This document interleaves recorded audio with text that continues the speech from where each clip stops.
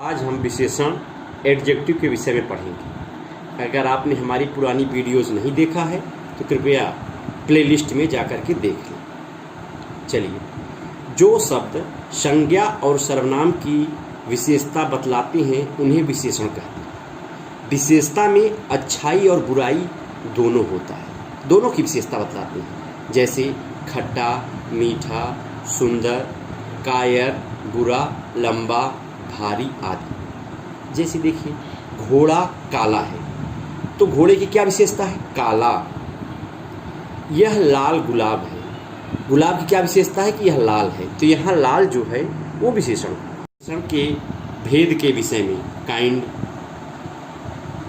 जानते हैं। विशेषण के 8 भेद होते हैं। पहला गुणवाचक विशेषण, दूसरा संख्यावाचक विशेषण, तीसरा परिमाणवाचक विशेषण, चौथा सार्वनामिक विशेषण, पांचवा व्यक्तिवाचक विशेषण, छठवां प्रश्नवाचक विशेषण, सातवां संबंधवाचक विशेषण, आठवां तुलनाबोधक विशेषण। आइए गुणवाचक विशेषण के विषय में जानते हैं। जो शब्द संज्ञा अथवा सर्वनाम के गुण, दोष, रूप, रंग आदि का ज्ञान कराते हैं वे गुणवाचक विशेषण कहलाते हैं। उदाहरण, वह चोर है तो उसका क्या गुण है? ये गुण नहीं, चोर। चोर दोष है, उसका दोष चोर है, तो यहाँ गुणवाचक विशेषण है चोर शब्द। रमेश सभ्य लड़का है तो ये क्या है? सभ्य, उसका गुण है, तो यहाँ सभ्य शब्द जो है वो गुणवाचक विशेषण है। ठीक।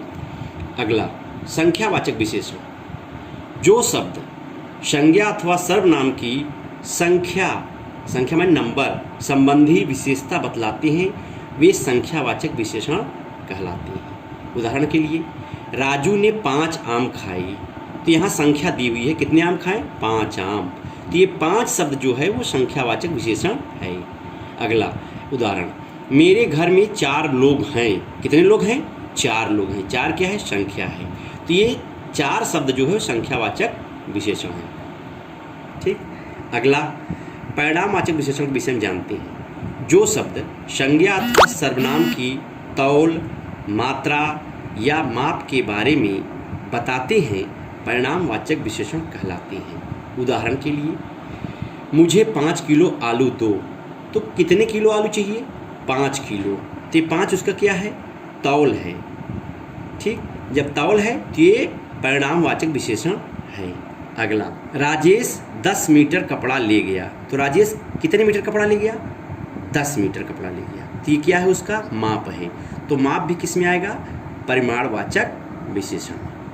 अगला सार्वनामिक विशेषण। जैसा कि नाम से ज्ञात है, सर्वनाम से संबंधित विशेषण। जब सर्वनाम शब्द संज्ञा से पहले आकर संज्ञा की विशेषता बताई, समझिएगा ध्यान से, जब सर्वनाम शब्द संज्ञा से पहले आकर संज्ञा की विशेषता बताए तो वह सार्वनामिक विशेषण कहलाता है। जैसे, यह खिलाड़ी है, तो खिलाड़ी क्या है? संज्ञा है।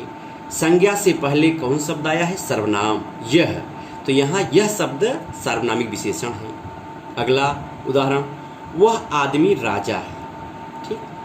तो आदमी क्या है? संज्ञा है, संज्ञा से पहले वह आया है, वह क्या है? सर्वनाम है, तो यहाँ ये सार्वनामिक विशेषण है, वह। अगला व्यक्तिवाचक विशेषण। जो शब्द व्यक्तिवाचक संज्ञा के होते हुए विशेषण का कार्य करते हैं वे व्यक्तिवाचक विशेषण कहलाते हैं। व्यक्तिवाचक संज्ञा के विषय में आप जानते ही होंगे कि किसी विशेष व्यक्ति, वस्तु, स्थान एवं जीव के नाम को व्यक्तिवाचक संज्ञा कहते हैं। उदाहरण में देखिए, राधा को बनारसी साड़ी पसंद है, तो बनारस क्या है? स्थान का नाम है। बनारसी व्यक्तिवाचक संज्ञा हो गई।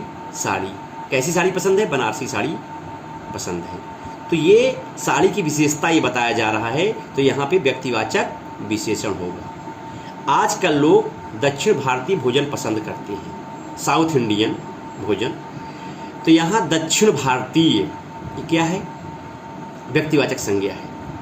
यहाँ पर ये विशेषण बन गया है कि लोग दक्षिण भारतीय भोजन पसंद करते हैं, इसलिए दक्षिण भारतीय भोजन व्यक्तिवाचक विशेषण होगा।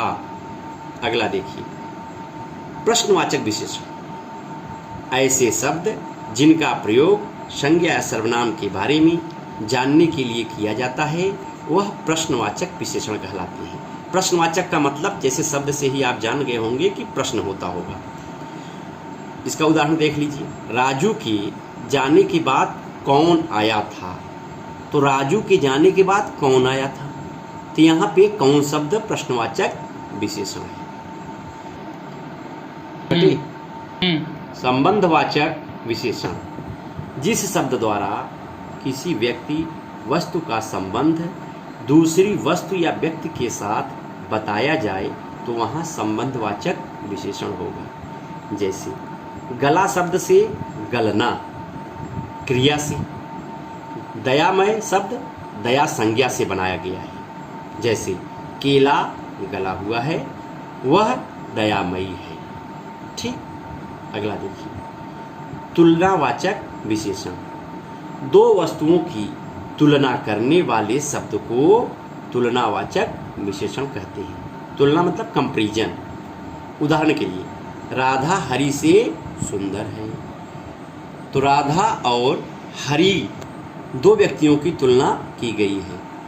तो यहाँ क्या है, ये सुंदर जो है वो तुलनावाचक विशेषण है।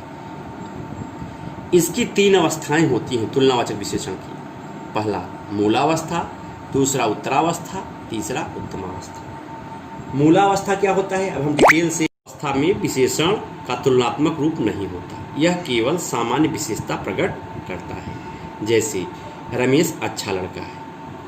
उत्तरावस्था में दो व्यक्तियों या वस्तुओं के गुण दोषों की तुलना की जाती है। जैसे उससे अच्छा, तो रमेश सुरेश से अच्छा है।